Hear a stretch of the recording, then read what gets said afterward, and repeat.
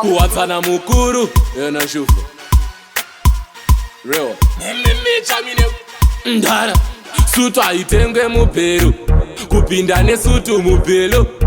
sutu haipfekerwe shelo sutu ine mgani sutu ine mwero hautsenge maputi kana kunwa friziti wakapfeka sutu kusunga bhodha iwo pfeka sokisi iwo isatani bhutu pamusoro mesutu kufamba wakabata imbwa pitibhu kana chikutu wakapfeka sutu kushaya ruremekedzo runyaro kushaisha pamberi pesutu yakanyatsopfita sutu unodya sadza nechipunu yakanyatsopfita sutu unosekawo zvine muganho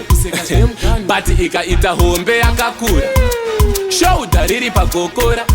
vanhu vese vachikubokola haiwa tokubvumira kuzvinyura hautsenge maputi kana kunwa friziti wakapfeka sutu kusunga bhodha iwo pfeka sokisi iwo isatani bhutu pamusoro mesutu kufamba wakabata imbwa pitibhu kana chikutu wakapfeka sutu kushaya ruremekedzo runyaro kushaisha pamberi pesutu haupfeke sutu uchida kuvharira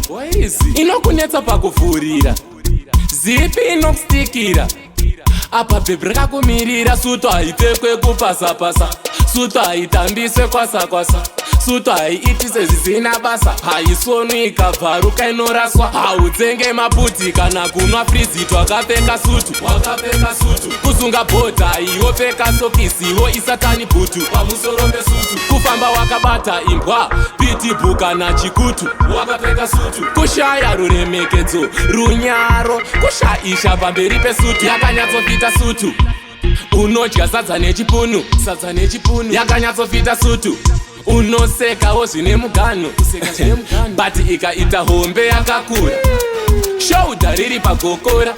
vanhu vese vachikubokola haiwa tokubvumira kuzvinyura hautsenge maputi kana kunwa friziti wakapfeka sutu kusunga bhodha iwo pfeka sokisi iwo isatani bhutu pamusoro mesutu kufamba wakabata imbwa pitibhu kana chikutu wakapfeka sutu kushaya ruremekedzo runyaro kushaisha pamberi pesutu sutu haitengwe mubhero kupinda nesutu mubhelo sutu haipfekerwe shelo sutu ine mgani sutu ine mwero